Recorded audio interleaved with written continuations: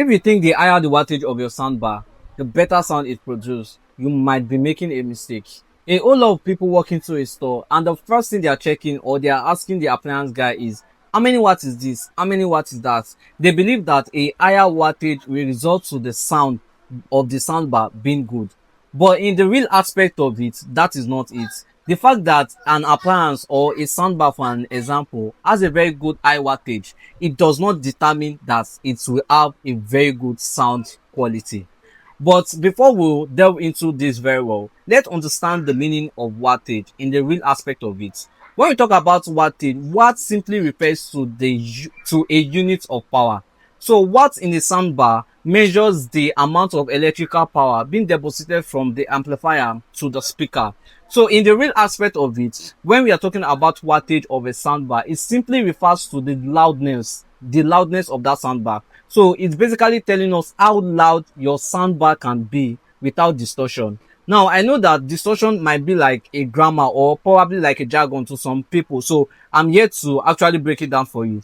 When we are talking about distortion, okay, let's create a scenario. We have two people in a very large room, like an open space. Person A has a very low wattage, while person B has a very high wattage, and they are trying to communicate to an audience and they are in a large room. You get to see that someone with a low wattage or with a low power cannot there's this amount of power that is required for the person for people to actually hear what he or she is saying. But in the case of Mr. B can actually scream. When Mr. B scream, Mr. B voice does not get shaky just because of that amount of power that is deposited in Mr. B. So Mr. B can actually speak and everybody can hear Mr. B loud and clear. But that is not in the case of Mr. A with a low wattage. So that's in the layman way of what we mean by distortion. Yeah, when we are talking about sound and soundbar distortion and all of that. So when you look at watts in soundbar, just have it at the back of your mind that it is almost like the loudness I'm going to get from this particular soundbar. So definitely a 240 watt soundbar is meant to sound like louder, and yeah, it's meant to sound louder than a 120 watt soundbar. But you need to understand that there are some brands that a 120 watt soundbar can still sound better and louder than a 240 watt soundbar, because sometimes you need to look at the brand. Actually, there are some brands that are actually very good, because when you are looking at soundbar, it's not just the loudness or the wattage it should be all about. Sometimes you look at the quality, the speaker quality, you look at the amplifier, you look at what we call RMS and PMPO. There's something we call RMS and PMPO. In some brands, you say RMS or wattage, they can write so amount of wattage you get. Then you see PMPO. So RMS and PMPO. RMS refers to the real power.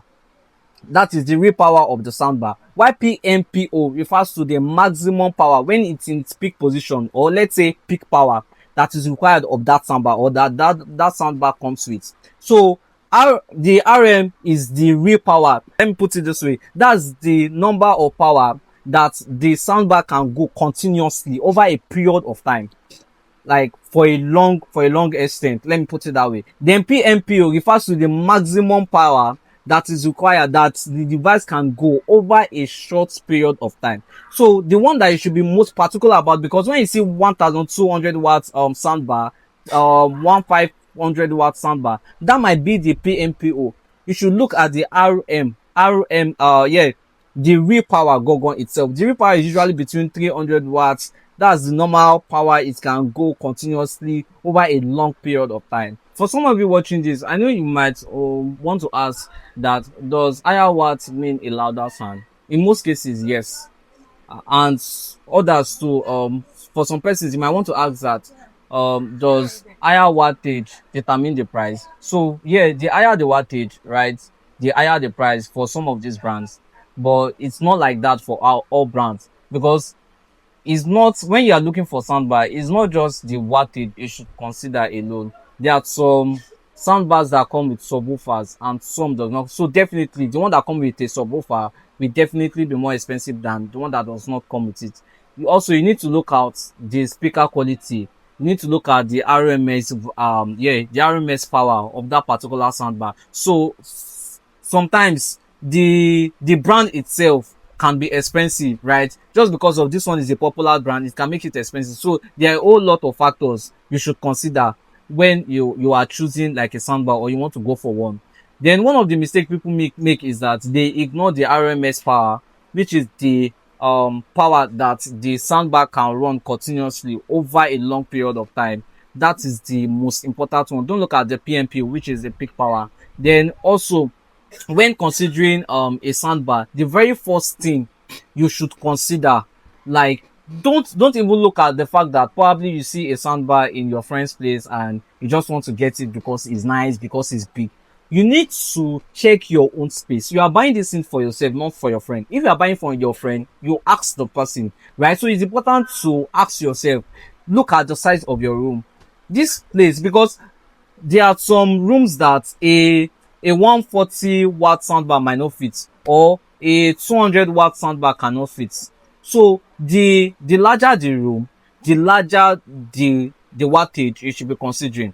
Now for small rooms, let me break it down for you so you tend to understand. For small rooms, if your place is quite small, just not really small, it's just small, you should be considering watt of, let's say, 60 watts to about 120 watts. Then if it is standard room, right, that's when you want to use the soundbar. You should be considering from 120 watts to 300 watts, right? And if it's a large space, like an open space, probably like a hall or something, you should be considering from 300 watts above. Now, why are we telling you to consider that? Because that is the strength at which the sound can go. You understand? So a 300 watts what's it called, soundbar will definitely be louder than a 60 watts this thing. But that does not mean a 60 watts what's it called, a 60 watt soundbar cannot produce a quality sound than the 300 watts. So you should always consider the brand, like check out reviews, check out testimonials, look at the RMS power and all of that. So if you should look at all of these things that I mentioned, I feel you should be making a good decision, or you should get a good buy or get a good value of your money when you want to buy a soundbar. So that is all that about soundbar and their specification. So if you find this video useful, if you find it helpful, that okay, yes, I've actually learned one or two things, we would like you to share with your friends, share with your family, and subscribe, because on this page we'll be talking about product reviews, educational videos that regarding appliances, electronics, and all of that. So it's important for you to subscribe to our channel. Hit the subscribe button now and subscribe. Thank you. I hope you enjoyed the video as much as I do. Thank you. Till next time. Bye.